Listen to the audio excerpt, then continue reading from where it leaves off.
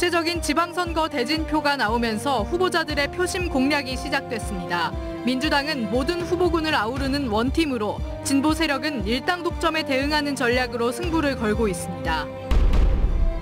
전남도지사 후보 토론회가 오늘 여수 MBC에서 열렸습니다. 김영록, 이정현, 민점기 후보는 농도 전남에 대한 미래 비전과 전남 광주 통합 방향을 두고 열띤 공방을 펼쳤습니다. 골프장 선불권을 구매했다 피해를 보는 소비자들이 늘고 있습니다. 선불권 사용을 규정대로 하지 못했는데도 선불권 판매 업체가 환불을 해주지 않는다는 겁니다. 기름값과 식용유값이 연일 치솟고 있습니다. 특히 전남은 휘발유 가격이 전국 평균보다 턱없이 높아 서민들의 경제적 부담이 가중되고 있습니다.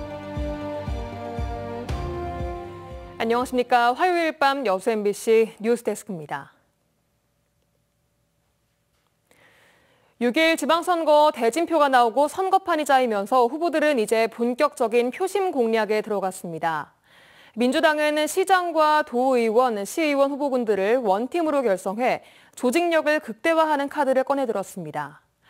또 일당 독점 구조에 균열을 내보겠다는 진보 세력의 새몰이도 시작됐습니다. 박광수 기자입니다. 정기명 여수시장 후보와 민주당의 도의원, 시의원 후보자들이 함께한 핵심 공약 발표대회. 지역구별로 4차례에 걸쳐 열린 행사 곳곳에서 원팀이라는 구호가 연이어 터져나옵니다. 민주당 원팀! 민주당 원팀! 원팀으로 지방선거 압승과 여수 발전을 위해 함께 이겠다는 약속을 다시 한번 더 드립니다. 핵심 전략은 조직력. 지역구 국회의원을 축으로 시장과 지방의원이 서로 공조해야 지역 현안도 챙길 수 있다고 호소합니다. 여수왕, 광양왕 통합, 동북아 에너지 허브 항만으로 육성해 일자리를 더 만들겠습니다. 지역 내 야당격인 진보당은 순천에서 후보 등록 이후 첫 새몰이에 나섰습니다. 민주당 경선 과정에서 노출된 잡음과 갈등, 정당 독점 구조의 허점을 파고들며 대안 세력의 필요성을 강조합니다. 나라의 퇴행을 막기 위해서, 역사의 퇴행을 막기 위해서 불가피하게 선택한 호남 민중들의 민심을 이해하지 못하고 여전히 독선에 빠져 있습니다. 이번 선거에서 진보당이 순천 선거구에 내놓은 지방의원 후보들은 역대 최대인 6명.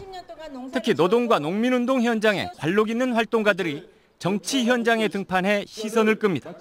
그간 정치에서 소외되어 왔던 우리 노동자들을 중심으로 한 사회적 약자들의 이야기를 대변하겠다는 다짐을 합니다.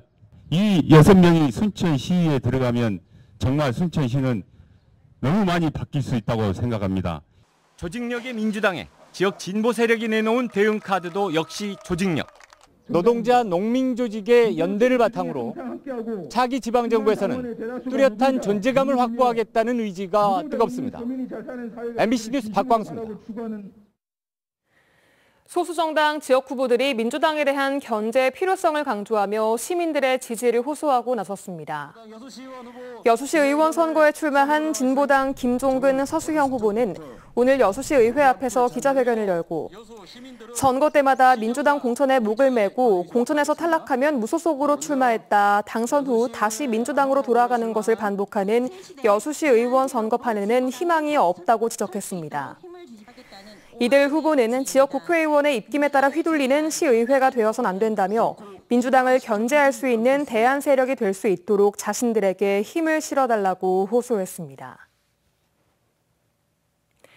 전남 도지사 선거에 출마한 3명의 후보들이 오늘 저희 여수 MBC 토론회에서 맞붙었습니다.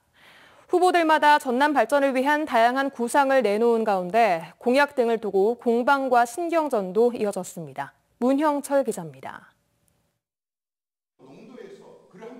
먼저 자신이 도지사에 당선돼야 하는 이유로 국민의힘 이정현 후보는 전남 소외론과 민주당에 대한 심판을 언급했습니다.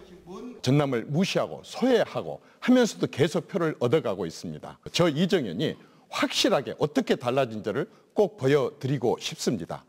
진보당 민점기 후보는 윤석열 정부의 역주행을 막고 서민이 잘 사는 전남을 만들 수 있는 후보는 자신뿐이라고 강조했습니다.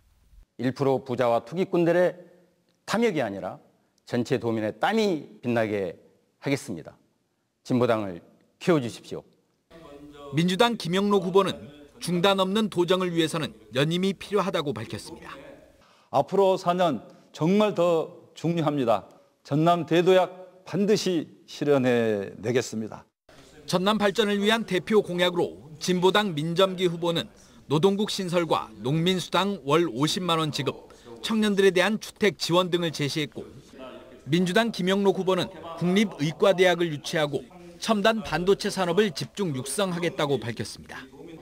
국민의힘 이정현 후보는 중앙부처 및 기업들과의 연대를 강화해 미래산업 육성과 일자리 창출을 이뤄내겠다고 강조했습니다. 후보들 간의 공방과 신경전도 이어졌습니다.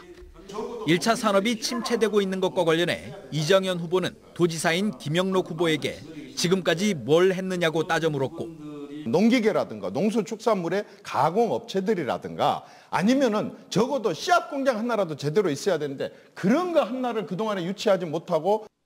민점기 후보는 2016년 탄핵 정국 당시 이정현 후보의 언행을 문제 삼았습니다. 정치는 결국 신뢰라고 하죠. 탄핵이 되면 내 손에 장을 지지겠다는 그런 말씀하셨는데, 김영록 후보는 민점기 후보가 태양광과 풍력 발전으로 인한 난개발 문제를 지적하자 이를 정면으로 반박했습니다. 꼭 필요한 지역에 하면서 도민들에게 이익이 되고 에너지 전환 시대에 우리가 선도적으로 해보자, 그런 뜻이기 때문에. 도지사에 도전하는 3명의 후보들은 지역 주력 산업의 발전 방향과 광주와 전남의 통합 등에 대해서도 자신들의 주장과 상대 후보에 대한 반박을 이어가며 한치 양보 없는 토론을 벌였습니다. MBC 뉴스 문형철입니다. 21대 국회 전반기 일정이 이제 보름도 채 남지 않았습니다.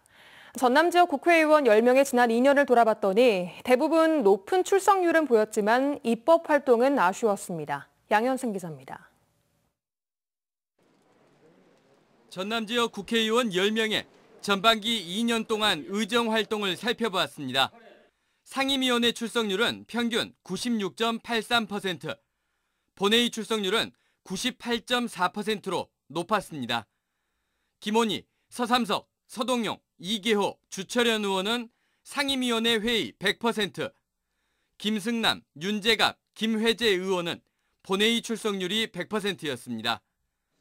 독립된 헌법기관으로서 국회의원 10명의 대표 발의 의안은 모두 539건으로 의원 1명당 평균 54건이었습니다. 김원희 의원이 76건으로 가장 많았고 윤재갑, 소병철, 서삼석 의원 등의 순으로 나타났습니다.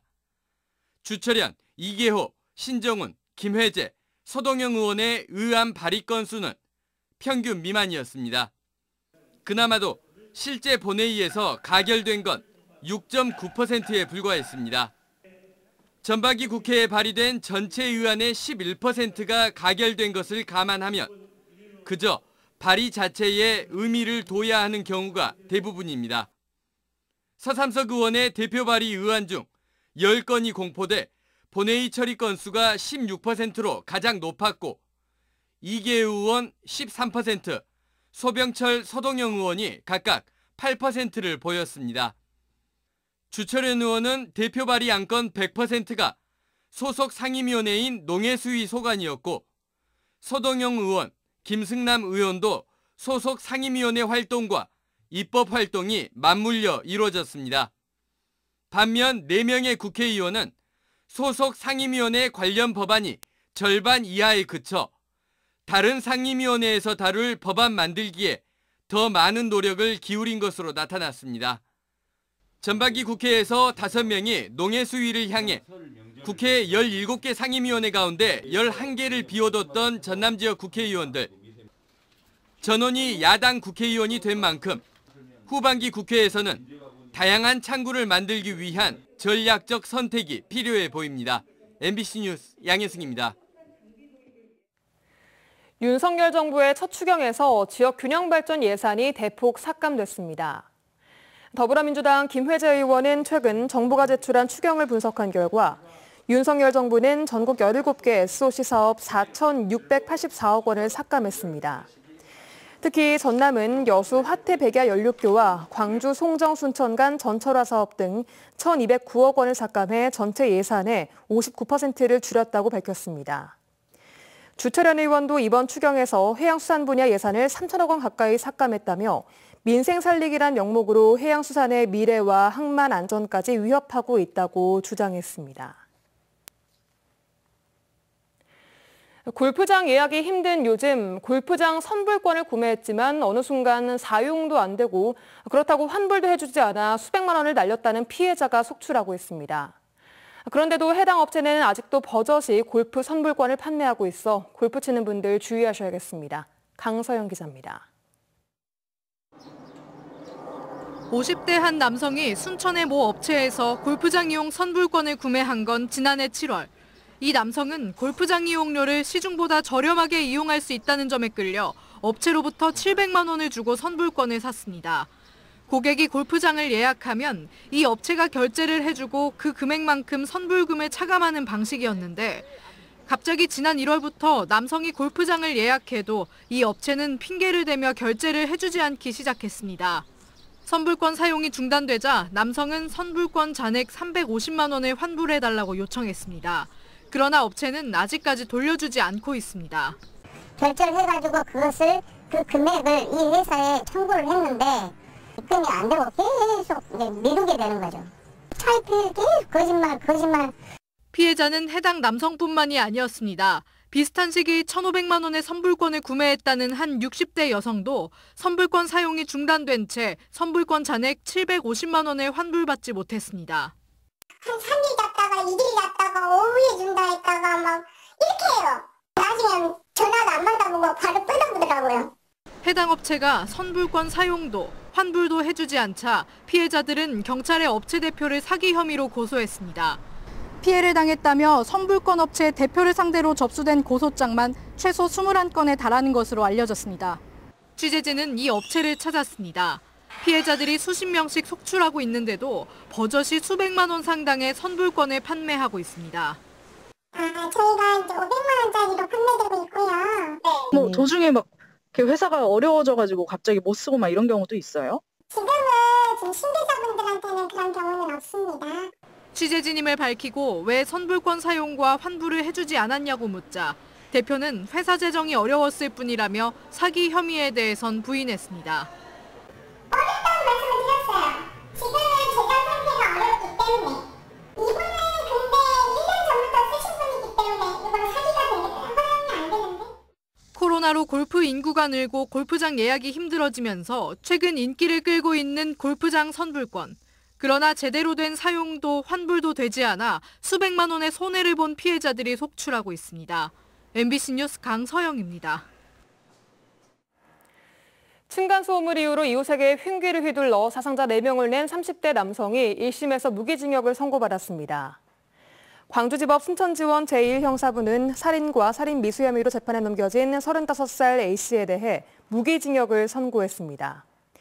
재판부는 범행 수법이 잔인하고 유족들도 평생을 고통받으며 살아가야 하는 점 등을 고려할 때 피의자는 사회에서 격리된 상태에서 속죄해야 한다며 양형 이유를 설명했습니다.